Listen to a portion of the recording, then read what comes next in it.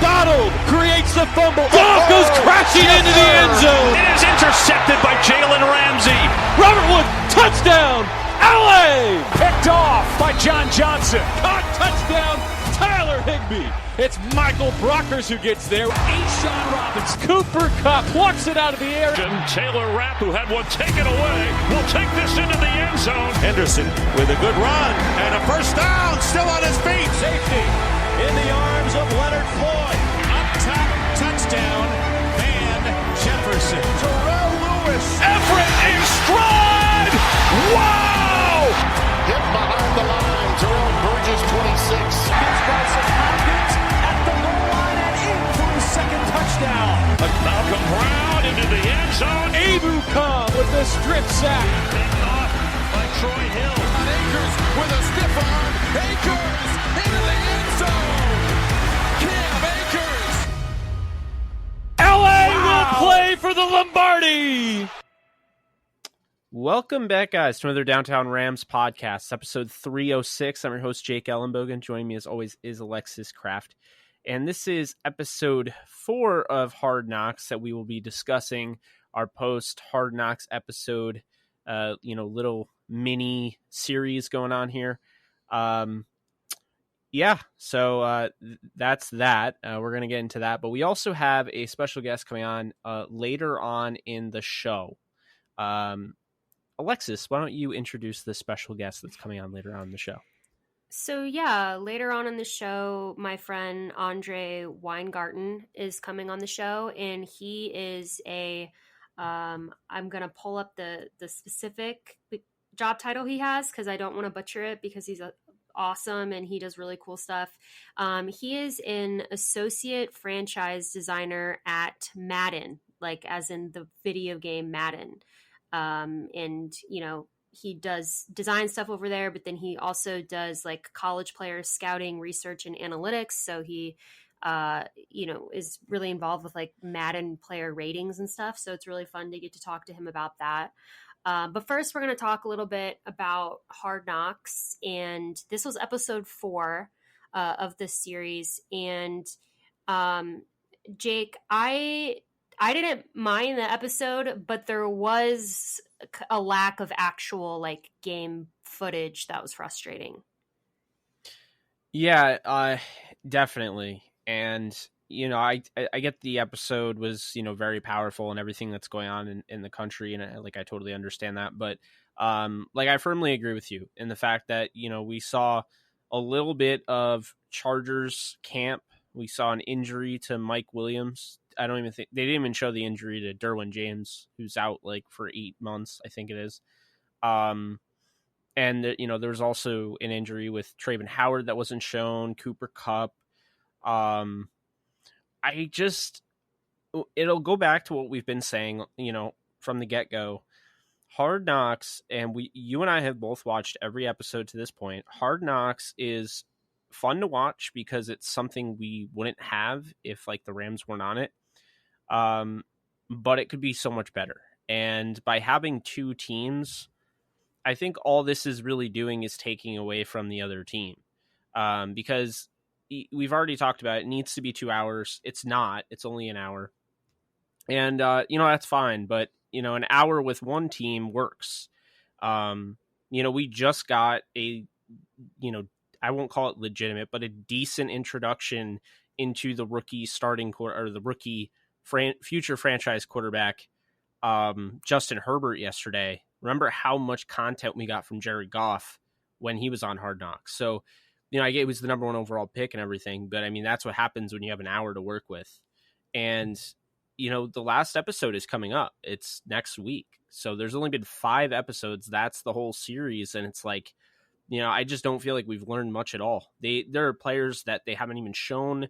So while I get it was, a powerful episode, it was about sending a message and, getting people that haven't necessarily been, watching the news or anything like that, getting them kind of involved in what's happening. But at the same time, there was not enough football. And, I think, some people may disagree with me on that, but at the end of the day, Hard Knocks is, it's about those underdogs, the guys that we have roster cuts coming up on September 5th. And, at 4 p.m. Eastern time, the Rams have to cut down from 80 players to 53. I just think it was a little, kind of disappointing how the Rams, the Rams scrimmage wasn't even shown, but we saw the Chargers scrimmage that they sat out. So, I feel like there was a lot that was left out. There's been a lot left out in general. And then they kind of throw in, the Clay Johnston bit. They kind of throw in, oh, Van Jefferson is turning heads in camp. Let's show that for 5 seconds. No, I'll be honest with you. I've been extremely disappointed in the whole show. Kind of taking it in each episode. Like, I'm Mr. Optimist, so at first I really like it, but then I kind of sit there and I kind of think about it, and I'm like, man, like today, like, have they ever mentioned Ja'Kai Polite? Like, I'm just like, there are players that they haven't even shown on screen, and I just don't feel like it's doing enough. It's not doing a good enough job of like documenting the Rams training camp, in my opinion. Yeah, and again, I think it really plays into having 2 teams in 1 hour. The 1 hour episode slot is perfect if you're covering one team. Like we've said on the show, since Hard Knocks started this season, is it really needs to be 2 hours if you're going to be covering 2 teams. It's just, there's a lot of information that both Rams and Chargers fans want to kind of find out about their teams, and I feel like we're not, because they just simply don't have time to cover it. And you mentioned a few things there that we would have liked to have seen in the episode and didn't. I really respect the footage that they showed about the social justice conversations that they were having and everything going on in our country, because I do think that that's really important, and it is at the forefront of the news right now for a good reason. I mean, it should be, this stuff is happening. It needs to be highlighted. It needs to be shown. It's absolutely horrific. It's horrifying. So it's not surprising that they covered it in Hard Knocks. I think it was a good decision to cover it, but again, it gets complicated because you have to figure out a way to highlight that, but also kind of show the football side of it, which it feels like we hardly got. And definitely from the Rams perspective, we didn't get a lot of football coverage. I mean, they showed, I felt like, a lot of the Chargers practices. I don't, off the top of my head, I'm not remembering really anything from the Rams that they showed other than the kind of the Clay Johnston bit. So that was frustrating. I think it all ties back into the time slot issue. If it was 2 hours, it would be fine with 2 teams, but it's just really not working out. I agree with you. I'm not a big fan of this Hard Knocks season. I had my reservations about the Rams being on Hard Knocks in general, which I kind of got. People on Twitter weren't really happy with me for voicing that, but I had my reservations already, and I just think this show, it's a good show if it's done right. I don't think it's been done right this season. Not like you and I, we're not trying to sound like downers by any means, but I think a lot of Rams fans share our sentiment. I would have loved to have seen the Rams scrimmage. I'll tell you that. I wish that would have been shown in the episode. I agree with you like 1,000%. I mean, and I'll say this, all the other episodes, they end right around the 58-minute mark. This one ended at like the 47-minute mark. You know what I mean? It was a shorter episode, and I'm like, well, so you're telling me you couldn't have just put the Rams scrimmage in there a little bit and just thrown like, and I just feel like it's very picky, choosy type of thing. And regardless of how you feel about them covering, the social justice, some people thought it was too much. It's not even about that. It's been, the fact, like, just going back, I rewatched, like, the first 2 episodes. They put such a premium on COVID. Like, we understand what's going on. It's cool to see how everything's going. But, like, I just felt like, in a way, I think my friend Tyler, and Alexis, I'm Tyler Peak, he described it as like an infomercial, in a sense, like, okay, this is what's going on with COVID, just so you know. And it's just kind of like, it's a shame because you sit there and, it's every Tuesday at 10 p.m., Eastern time, you're like, oh yeah, like the Rams are on, it's going to be fun. And then you like it, obviously, because the Rams are on, it's better than nothing. But it's like, just the thought of it could have been just so much better. And then you're like left like feeling like, you're annoyed because there's certain things like, why are you showing me this when this is happening? Like, we didn't get anything on John Wolford and how he exploded in the first, the first scrimmage. And that was a huge deal because, people were talking about like the Rams, are they going to go back and are they going to re-sign Blake Bortles? Are they going to bring in another backup to compete? And it was like that scrimmage and moving forward, that's like what ultimately landed Wolford the backup job, which is kind of a big deal, especially in a season where, if Jared Goff were to come down with COVID, he has to sit out 10 days, which would, have him miss a game. You know what I mean? This is, It's serious. And I just don't feel like they covered it well at all, as well as other things. Yeah. And I'm trying to be like mindful of the fact that, COVID, it really has changed the way that the NFL is operating, and it is a really big deal. So I'm not trying to say that COVID's not a big deal and everything. I thought that the first episode, obviously, I think most people's complaints or they felt like it was all about COVID. That's fair. I didn't mind it so much because I did feel that it's kind of a behind the scenes look is kind of important for us fans to see how the NFL is operating in regards to COVID. But I do think they did drag it out a little bit too long. I do think that fans are primarily watching Hard Knocks to see the players play and what's going on in practice and how players look, and a little bit to see kind of the behind the scenes life of the players, kind of like when they showed Jalen Ramsey's house hunting thing and, like Andrew Whitworth at home with his kids and his wife. Like that type of stuff is interesting too, but it's primarily like the football thing. And I think for whatever reason, we're getting slighted on that. I do think it's probably most likely due to just the time constraints. And I just feel like my reservation about Hard Knocks, when I was on Twitter a few months ago, whenever they announced that the Rams were going to do Hard Knocks, I just felt like it was going to be all about promoting the Rams and the Chargers brand and promoting the stadium. I'm not going to comment on whether that is or isn't the case, but I think anyone who's been watching Hard Knocks this season can maybe make the argument that the production has a little bit been primarily focused kind of on the promotion and everything like that, and less about actually playing football, which was my main complaint in the first place. And again, it might not only be because of that reason. I mean, it could also be because of COVID and all the social justice things going on around the league and all of that. And all of that, I think, is worthy of coverage. But it does still seem to me a little bit that for whatever reason, the actual football aspect of Hard Knocks has just completely kind of gone down the drain. Yeah, I mean, Hard Knocks, when I think of Hard Knocks, I think of, back to 2016 when we were watching, somebody like Eric Kush try to make the roster. We were watching, a guy like Paul McRoberts. I think the thing that Hard Knocks missed the most was the fact that they didn't have preseason. But as much as that sucks, you still had the scrimmages. And I just felt like that just showing a montage of it is just not good enough, and not showing the second scrimmages was just a joke.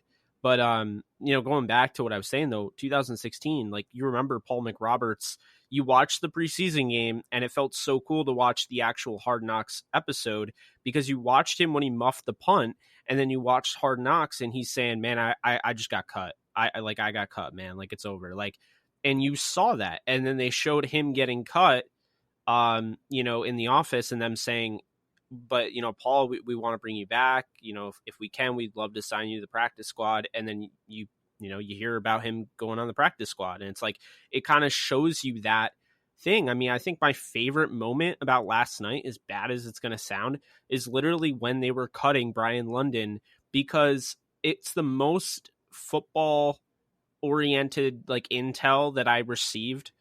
I felt like I learned something, because when we heard about, those cuts with Josh Love and Brian London, like I felt bad, obviously, watching those two like get cut from their team and losing their job.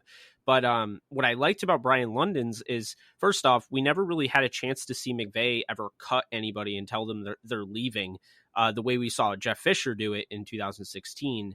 And I thought McVay handled it well, but having Les Snead there, we also haven't really had Les Snead be able to talk throughout the whole series. So it was interesting to get his thoughts, and it was kind of cool. I mean, it was kind of weird because he's telling Brian London to his face why he was cut because this other guy's bigger and stronger, and that was a little odd, but I liked the explanation. At least now I understood. I was like, when I first saw that they signed Daniel Batuli back to the roster, the Tennessee linebacker, I thought instantly, I'm like, they want to get beef up, in that linebacker room because he's 6'4", 250. And then Les Snead tells Brian London, this is nothing you did or did not do. It's more so we're trying to get another body in here that, is a big one. And he's like, this Batuli kid is 6'4", 250 pounds. Like, he's a big guy. And, we were looking at, evaluating that. And he's like, if anything were to happen, there could be a spot for you on the roster or the practice squad, or I forget what he said. But I just loved how that was like intel. You know what I mean, Alexis? Like, I feel like I learned something, throughout that scene, whereas I was just watching Van Jefferson run routes when I've already seen Van Jefferson run routes. The Rams social media shows that. So you're not telling me anything I don't already know. And like with the Clay Johnston thing, it was cool, the Papa Favre bit last week, but this week it was like they're showing a little bit of it. But like, I'm hearing, Jordan Rodriguez, who's going to be on the show soon. She's killing it for The Athletic, one of the best Rams beat writers I've ever seen. And, she comes out today with her 53-man, like kind of mock-up of the roster projection. And she explains Christian Roseboom, the San Jose State linebacker. She says that he's like, she has him making the roster, and that explains that like he may have already passed Clay Johnston on, the depth chart. And she has reason to believe that's happened, and she's been there. And it's like, I mean, she's giving me that, and we're getting that information from her. We're not getting that information from Hard Knocks. Christian Roseboom is an undrafted rookie free agent, and they have not even talked about him, and he's probably going to make the roster. So it's like, I guess that's the thing, is like Hard Knocks is kind of, they've kind of moved away from what their brand was. It was really focusing on the hard knocks of football life and trying to make a team and how it's tough. And yes, they showed two guys getting cut that were UDFAs, but they're not showing a UDFA, and they're not even showing Xavier Jones, the UDFA running back from SMU, that I think is going to make the roster as well. So I think that's my biggest complaint, is there are guys there that, have really cool stories that have not once been brought up. And then you bring up all the other stuff, and it's like, well, you've kind of strayed away from exactly what, made you. So that's my overall thought on that. Yeah. And I think it's frustrating for people like you and me, or anyone who is in sports media, because we already don't have a preseason, right? So preseason games are when we would watch players who are kind of on that bubble of making the team or getting cut, and we would watch how they play in the preseason games, and then we would form our opinions based on that. We don't have that this year. So I think some of us got our hopes up, Rams fans wise, maybe with Hard Knocks, because we thought, oh, well, we're going to get kind of an inside look at the players, and we'll be able to maybe form a little bit of an opinion about all that on our own by watching Hard Knocks. That has not really been the case, at least for me. I don't think I've seen enough from any Rams player on Hard Knocks to determine whether I think they're going to make the team or get cut. So now we really just have kind of the inside people on Twitter and sharing videos and sentiments from practice and things like that. You mentioned Jordan, who's great. So it is frustrating. And I think it just is coupled with the fact that we don't have preseason games to go off of, and we feel very kind of in the dark. And for some fans, the most fun thing about being a fan is it's watching the preseason games and rooting for certain players to make the team and waiting to see who makes it and who doesn't. So it's frustrating. It is what it is. And yeah, I do think that the episode last night was my least favorite so far. Yeah, it would definitely be my least favorite so far. But next week, we're going to get more well, hopefully, if everything, goes according to plan, we're going to get more, action as far as football wise. I'm sure they're going to show, more in depth a little bit, and then we're going to see the cuts, and we're going to see who makes the roster and things along that nature. Again, with two teams, it's going to be a little difficult.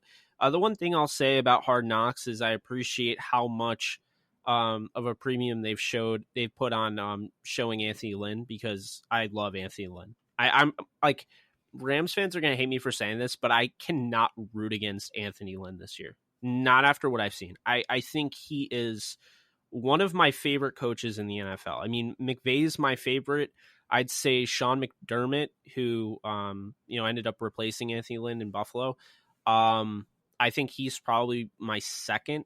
And then I'd say Anthony Lynn would be maybe my third. I just absolutely love the way he coaches his team and just the inside, scoop that we've gotten. He just seems awesome to me. Yeah, I love Anthony Lynn too. And I wasn't really familiar with him other than his name until this series. So I do think they've given us some insight kind of into his personality and things like that I'm appreciative of, because, I never would have known anything about him before this other than, I know the name. So yeah, I do think they've done a good job of covering him. I think they've covered McVay pretty fairly as well. And yeah, I mean, there are some bright spots. I mean, it's not all bad. Yeah.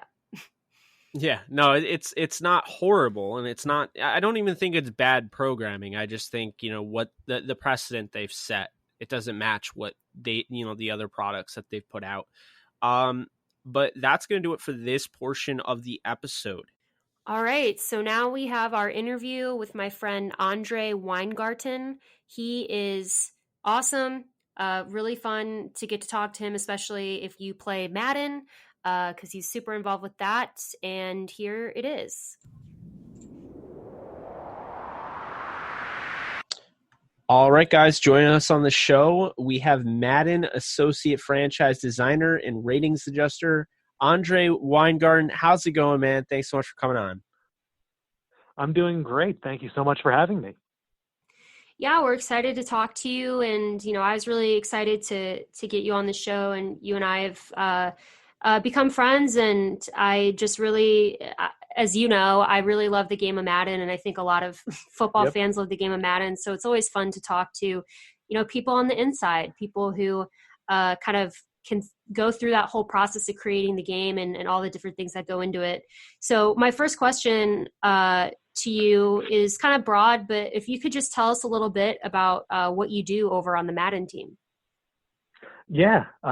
So I guess the first and foremost thing I do is it's my responsibility to watch pretty much everybody in the NFL, myself and one other person, and we do all of the ratings throughout the year. We do rookie creation throughout the off season, and we are basically the two people who are the final inputters of information after we have any of our Madden ratings adjuster meetings throughout the year, basically. And then outside of that, I'm also a franchise designer. So, just working, writing designs, trying to help implement things, fix bugs, etc. Yeah, well, I mean, that's super awesome. I've been playing Madden since I think 99 came out, maybe even earlier than that. Wow. So I've had every single game. Like, it's pretty cool. Yeah. With that being said, I do want to ask you, what the process is for deciding, like player ratings. Because I know in the past, I've seen, at least like through using Madden Ultimate Team, and I think a lot of people would agree with me, like I've seen Football Outsiders certain edition type of cards and whatnot. Do you guys use like Football Outsiders, a mix with like PFF? Like, take me through like your process of like rating players. Absolutely. So I guess thinking of just NFL guys for this, we'll go through, we'll watch all the games throughout the week, and we'll watch it back over the course of Monday and Tuesday. And, we're really digging deep. We have reference points. We have all sorts of analytical pieces that we'll look at, really anything that we can get our hands on to try and further our knowledge of the players, the roles, anything that, we'll talk with coaches, we'll talk with other people who do this type of thing, scouts or whomever. And then we'll all get together and make our decisions on whether we think a guy should go up or go down. Matchup is the most important thing each week. And we might not make a tremendous change off of 1 week, but if a guy shows a trend over the course of 3-4 games, it's like, okay, this is either a player that we knew was going to do this or someone who has just caught us off guard going up or down. Regardless, we're going to make a bigger change here. So we do quarterly updates that are bigger, even though we're changing it weekly. And then we do mid-season and end of season, which are big, drastic changes.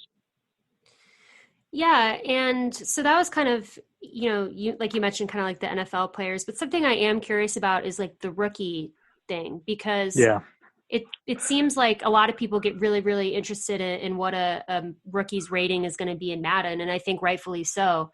So is it similar for you guys when you have a rookie like who hasn't played in the NFL yet? So do you just go off of their college tape, or how does that work? Yeah. So for rookies specifically, we try to get about 5 to 10 different draft guides, draft rankings with scouting reports, and we'll use that as a cross-check. So we're diving into the tape.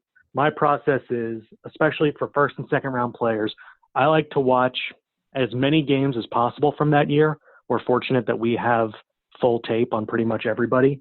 So, we'll go through maybe 8 games for some positions, maybe the full season for quarterbacks, maybe even a little bit more than that for quarterbacks. But we'll go through and then we'll start rating the player. We'll take a look at their physicals, how those line up with what we've seen on film, and make adjustments. And we'll check out those scouting reports and see if we're kind of in line with what some people think. If we're totally off base, we'll go back and check. But, if they're within the realm of discovery, then we feel good about it. We feel good about it to begin with, but that's pretty much how we then push them out the door. Yeah, that's awesome. It seems like there's a lot, there's a long process and definitely a lot to appreciate there. Want to get your thoughts on your favorite part about your job? Ooh, favorite part. I enjoy most of it, if not all of it. I really do.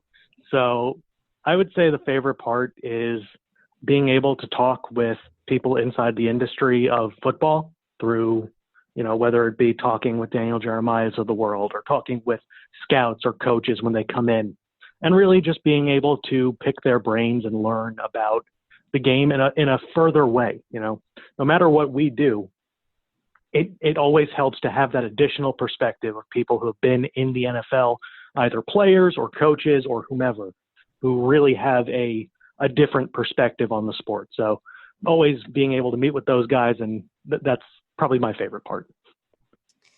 Yeah, that definitely sounds awesome for sure. And, I'm curious what you would say is the hardest part about your job. Hardest part, I would say being on social media is probably the hardest. But from an actual, because I don't have to be on social media. That's something that I want to do, to interact with people, to be involved with the community, to talk football, YouTube, all that stuff. But the actual hardest part probably is when you have a dissenting opinion on a player from what either the public thinks, or when a scouting report says something. I agonized over my corner rankings this past year for rookies. And I ended up with CJ Henderson just barely edging out Jeff Okudah in my rankings. And I literally agonized over Okudah for probably 3 to 4 days, wondering why am I not seeing what everyone is saying is so special about him when I see it in Henderson. So getting kind of stuck on a player is probably the hardest part, because you really want to get it right, but you also have to trust yourself. And if your opinion is different from what other people are seeing, it's trying to figure out why. I know exactly what you're talking about. Just absolutely know 100%. I've gone to the Senior Bowl and I've been watching the same practices and game as everyone else, and I highlight certain players, and I'll make a tweet like, oh, like Van Jefferson showing out, and then like my feed will be blown up by people saying, wow, Van Jefferson's been really disappointing today. So it's like, it's so weird how everyone just sees things differently.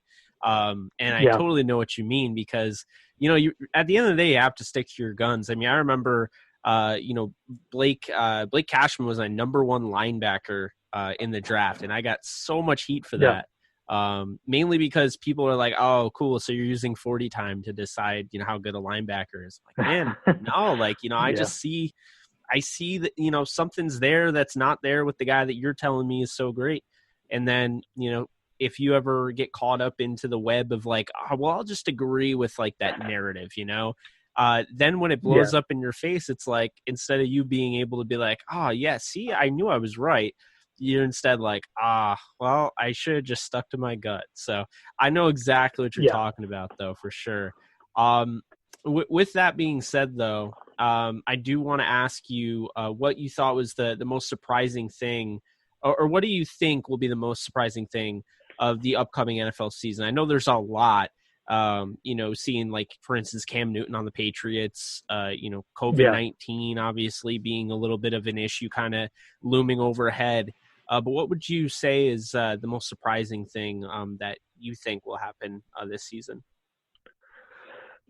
It's tough, right? It is a very awkward situation what's going on. I think the most interesting thing that I'm going to watch is how the Patriots deploy Cam Newton, because he is so fundamentally different from Tom Brady in pretty much every way, both personality and, play style. So I would say that's probably the one that I'm personally keeping an eye on. But I'm really interested in when Drew Brees is going to hit that wall this season, because he has hit that wall now back-to-back years at around 300 pass attempts. And if he stays healthy, will he hit that in October? Will he hit that in November? Will he hit it at all? And what happens when he does, right? He was able to take some time off because of the thumb, and he was able to put out a pretty good performance in that wild card game, even though they came up short. But it's a situation that I'm really interested in. And will he even get to 300? Because you can see that his arm is definitely taking a toll. He was the only quarterback last year to not hit 50 miles per hour on any throw the entire season. So, he's doing it through processing, through placement, through great scheming, Michael Thomas, etc. I'm just interested to see, because this is their last chance. The cap is going to kill them. Yeah, that's actually a really good point. That's not something that I've really thought about a lot, but it does totally make sense. I think in the way that you described it was perfect. And I'm curious for this upcoming season, I think, like everybody else, to see Tom Brady on a different team. Just because it's going to be so different, and to see him work with a whole new set of guys, except for Gronk, obviously, but a whole new coaching staff, a whole new system. I am curious to see what he's going to do. And then on the flip side of that, I'm curious, like you mentioned, to see Cam Newton in New England, because I think that's going to be just, at first, I think it's going to be so bizarre just to watch that and see, like you said, how they kind of use him up there. So yeah, definitely a lot to look forward to this NFL season, in my opinion. But, you watch a lot of football, obviously, you've like the best job in the world. Like, you have to watch football, which is awesome. But since you watch a lot of football, you have obviously watched the LA Rams, a fair share. And I'm just curious, since we are a Rams podcast, what your thoughts on the current LA Rams team is. Yeah. I'm fascinated by what that team is going to look like, because obviously you have Jalen Ramsey now in year 2 with the team. And I'd say that defensive back is probably the toughest position to integrate into a new team outside of quarterback mid-season, because there's so much continuity and knowing where guys are supposed to be. I mean, you saw it with the Taylor Rapp and Emmanuel Sanders play last year. Sorry to bring up a bad memory on that. But, I mean, that was literally a miscommunication of trail technique and just not knowing where everybody's supposed to be at the same time, a rookie and a guy who's new to the squad. So I think you're going to see a lot more comfort there. But it's probably the best division in football this year. I know you guys aren't going to be happy to hear this, but I'm pretty high on the Arizona Cardinals. I'm higher on them than I am the Seahawks, and I think Seattle might end up missing the playoffs. So Rams might end up being a fourth place team, but they should absolutely be competing for that seventh wild card or seventh seed in the playoffs. And it really just depends on what happens with the offense, right? The interior of the offensive line's a little shaky. Brian Allen did come on at times, but it's still not the same unit it was a couple of years ago, right, with Saffold and company. But if it's a bounce back year for Goff, he has the weapons with Kupp and with Woods and with Van Jefferson, who just seems to get open against everybody. And Cam Akers, I'm huge on Cam Akers. So Darrell Henderson too. You know, they have the pieces. It's just a matter of they have a gauntlet of a season and a gauntlet of a division to work through, and I think it's going to be tough. Yeah, no, I really hear you there. I mean, it is going to be tough, and I think this roster is, you know, quite on par with last year's roster. I just think really, as much as they added, I feel like they subtracted with one simple loss, and that was Corey Littleton. And I personally, I don't think you guys had him high enough, but I'll just say it right now. I think Corey Littleton was the key factor for their defense, and the reason I say that, the last 2 years he led the Rams in takeaways. So this is somebody that, you know, they added to not only, you know, do your job as a linebacker, but I mean, he was literally, you know, taking the ball away from the other team and was putting the offense right back on the field. And I think, you know, his ability in coverage and just watching him, you know, grow as a UDFA out of Washington, that, you know, had his training camp basically slashed because he had to graduate first, making the roster, being named the Rams Rookie of the Year in-house the same year they had the number 1 overall pick. You know, I don't know how you don't bring a guy like that back, especially looking at their you know, the linebackers now on the roster.